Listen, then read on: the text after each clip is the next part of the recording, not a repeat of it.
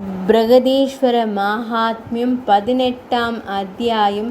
கரிகாலனின் மகன் பீம சோழன் சிறப்பாக ஆட்சி செய்தான். கேரள ராஜகுமாரி வித்யுல்லதா மின்னர் கொடியை திருமணம் செய்து கொண்டு சிறந்து வாழ்ந்தான். அவள் ரதியைப் போல அழகியாக இருந்தாள். அனைத்து குணங்களும் நிரம்ப பெற்றிருந்தாள். மன்னன் பீமசோழன் தனது பெயருக்கு ஏற்ப வல்லமை பொருந்தியவனாக இருந்தான். அவன் ஆட்சியில் திருட்டு கிடையாது. கொடிய விலங்குகளால் துன்பம் கிடையாது. காலாகாலங்களில் மழை பொழிந்தது. சாலைகளின் இரு மருங்கிலும் நிழல் தரும் பழ மரங்களை வளரச் செய்தான். அன்ன சத்திரங்களை தோற்றுவித்து அதில் விரும்பிய அளவு உணவு கொடுக்க ஏற்பாடுகளை செய்தான்.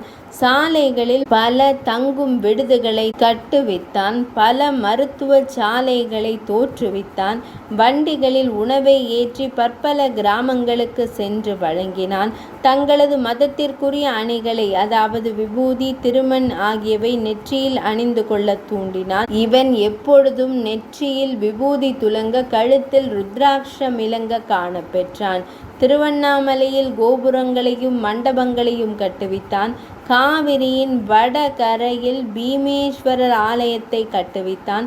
தோணிபுரத்திற்கு 4 புறமும் கோபுரங்களை கட்டுவித்தான். ஒவ்வொரு சிவாலயங்களிலும் விளக்கெரிக்கவும் நறுமண மலர்களுக்காகவும் பல நந்தவனங்களையும், ஆலயத்திற்கு தேவையான தென்னை, கரும்பு, வாழை முதலிய தோப்புக்களை உண்டாக்க நிலமும், கார்த்திகை மாதங்களில் சிவ விஷ்ணு திருத்தலங்களில் விளக்குகள் ஏற்ற தனிப்பட்ட நிலங்களையும், பற்பல சிவாலயங்களில் நீராளிகளையும் அதில் நீராளி மண்டபங்களையும் ஏற்பாடு செய்தான்.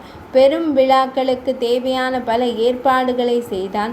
இவன் மனைவி வித்யுல்லதா சங்கர நாராயணரிடம் பக்தி பூண்டவள். தனது தந்தையின் தேசத்தில் இருக்கும் சங்கர நாராயணரை தரிசிக்க வேண்டும் என்று விரும்பினாள்.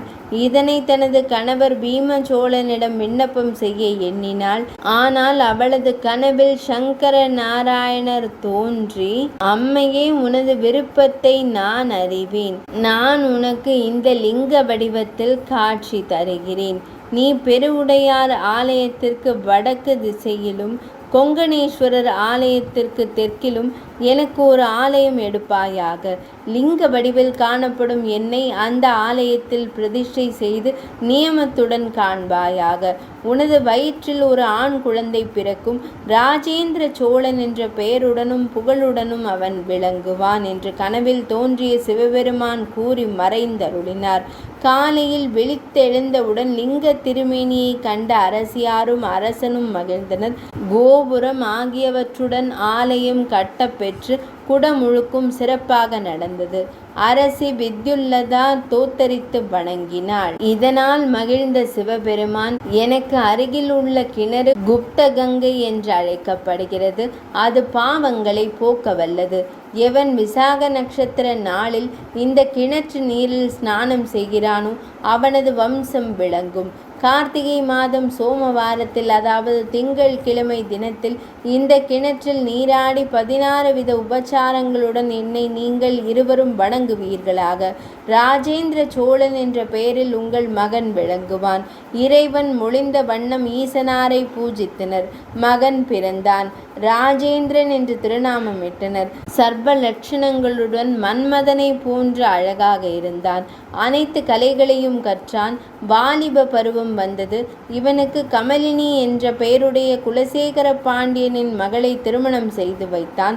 இருவரும் தங்களது பெற்றோர்களான பீம சோழனுக்கும் வித்யுத்லேகாவிற்கும் பணிவிடை செய்தனர். 77 ஆண்டுகள் உயிர் வாழ்ந்த பின் கைலையை அடைந்தனர். அவர்களுக்கு பிறகு ராஜேந்திர சோழன் அரசாண்டான். 17ஆம் அத்தியாயம் நிறைவடைந்தது.